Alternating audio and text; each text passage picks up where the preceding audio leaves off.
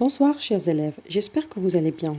La leçon d'aujourd'hui est très importante car nous allons parler de deux notions grammaticales très importantes. Il s'agit de deux types de phrases très importantes et très utilisées dans la grammaire. Il s'agit de la phrase simple et la phrase complexe. Alors comment distinguer entre ces deux? D'abord, une phrase simple, c'est une phrase qui comporte un seul verbe conjugué, c'est-à-dire une seule proposition. Exemple, Amel range sa chambre. Alors que la phrase complexe comporte au minimum deux verbes, donc deux propositions. Amel s'habille et sort. Même si vous voyez que la phrase est courte, c'est une phrase complexe. Une phrase simple n'est pas forcément une phrase courte. Les propositions peuvent s'enchaîner de différentes manières. On parle ici de la relation entre les différentes propositions. Dans l'exemple précédent, il y a une coordination parce que il y a la conjonction de coordination et, ET.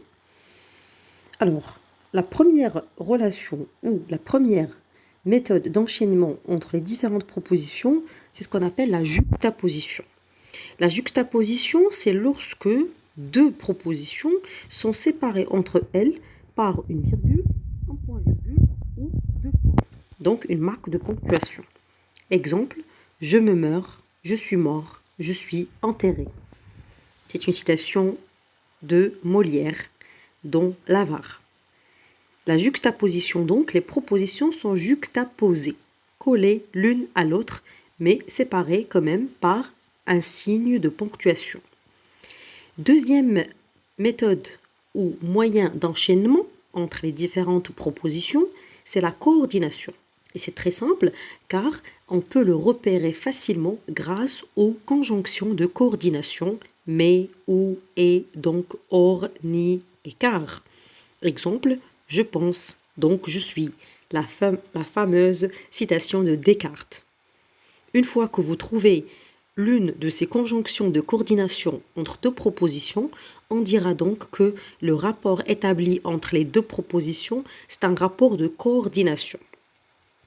Troisième moyen d'enchaînement entre les propositions, c'est la subordination. On parle de subordination lorsque les propositions sont reliées entre elles par un subordonnant. Dès qu'il a vu le chien, il a pris la fuite. On a parlé de la notion de proposition. Donc une proposition, c'est une action, un fragment de phrase. Dès qu'il a vu le chien, donc il a vu le chien, c'est une proposition. Il a pris la fuite, c'est une seconde proposition. Les deux propositions, vous l'avez bien vu ici, sont séparées par une virgule. La juxtaposition. On va revenir maintenant plus en détail à la notion de juxtaposition. Il passait pour riche, il était pauvre en réalité. Ses yeux sont rouges, elle pleurait. Dans la première phrase, nous avons une virgule qui sépare la première proposition de la seconde. La virgule, c'est pour marquer une pause, pousser à réflexion. Alors que dans le second exemple, nous avons les deux points qui sont les deux points d'explication. Ses yeux sont rouges, c'est une façon d'expliquer la cause un petit peu de la couleur de ses yeux. Avec la coordination, donc comme nous avons déjà vu, mais où est donc ornicar, sont des conjonctions de coordination. C'est très important à ne pas confondre avec les adverbes. On peut également marquer la coordination avec les adverbes. Ainsi, aussi, par conséquent, au contraire, d'ailleurs, ensuite, puis. Au niveau de la subordination, qui donne lieu toujours à une phrase complexe. Il existe trois types de phrases subordonnées. On parle de subordonnées relatives lorsqu'il y a un pronom relatif. On parle de subordonnées complétives et on parle enfin de subordonnées circonstancielles. Donc, comme vous pouvez le constater ici, ce sont un ensemble d'exercices, de phrases, à travers lesquels vous allez essayer de voir si les phrases que vous avez devant les yeux sont des phrases simples ou complexes. On va faire ça rapidement ensemble. Nous regardions les infos à 20 heures. Un seul verbe, donc une seule proposition. Alors, il s'agit bel et bien d'une phrase simple. J'allume mon ordinateur pour faire des recherches. Deuxième phrase, allumer et faire, deux verbes, donc deux propositions. Du coup, il s'agit d'une phrase complexe. Je suis allée chez mon amie et j'ai passé la nuit chez elle. Nous avons ici deux verbes. En plus, il y a une conjonction de coordination ET. Il s'agit bel et bien d'une phrase complexe. J'aime beaucoup les chansons classiques. Un seul verbe, aimer. Phrase simple.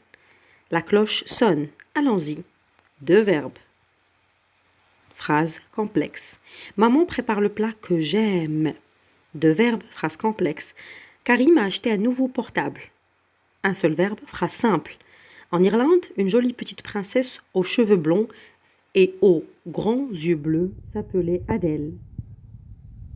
Alors là, on a fait exprès de vous donner une phrase longue pour que vous sachiez que la longueur de la phrase n'a absolument rien à voir avec sa typologie, c'est-à-dire est-ce qu'elle est simple ou complexe. En Irlande, une jolie petite princesse aux cheveux blonds et aux yeux grands et bleus s'appelait Adèle. Un seul verbe, donc une phrase simple malgré sa longueur. Mon cousin risque de grossir car il mange beaucoup trop de chocolat. Deux verbes, phrase complexe. En juin, on doit se préparer pour l'examen. Donc, un seul verbe, phrase simple. Je vous remercie pour votre attention et à la prochaine.